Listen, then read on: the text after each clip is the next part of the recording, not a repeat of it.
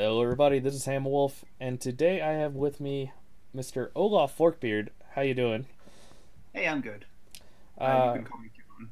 John. Okay, so hey, John. I'm Aaron. We're going to talk a little bit about you today. So let's learn a little bit about you. So, what's your current rank in Eternal?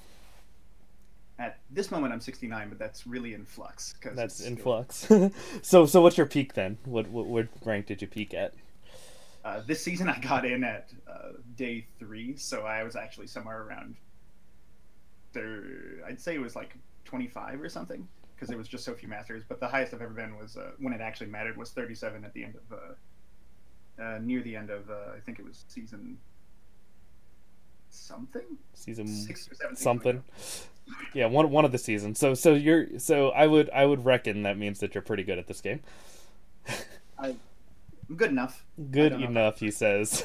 really so everybody's bad at it. They just are less different levels of bad. sure, sure. So what deck are you currently playing? I'm switching between Praxis Midrange and Skycrag, but Skycrag is the one I prefer. So I saw that you sent me a deck list here. It seems pretty straightforward. The snow crusted yetis. You're only running two snow crusted yetis. I saw. There are some lists running four. Do you think that snow crusted yeti needs to stay at two or? It's a mana base issue. If you look back on Buckwheat's older lists, he ran two for the exact same reason. Because if you notice, I'm running nine Fire Sigil. If you most lists run eight. It's just because the deck wants to operate on mono red if possible. It's just red deck wins splashing blue.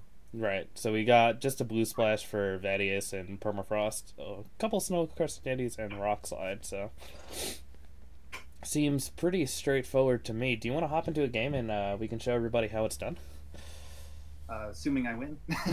Yeah. Well, give us a run through. We'll see if possibly we can show everybody how kind of how the deck works and kind of how to play it. A lot of people think that these aggro decks are pretty straightforward. You just kind of slam cards on the board, but it is actually a little bit more complicated than that. Your combat step matters a lot. What you attack with, the sequencing of the cards that you play, and stuff like that. I mean, sequencing is the most important skill in any card game. So yeah, but I'll admit that this deck gives free wins, which is the reason to run it. Yeah, Sometimes people stumble.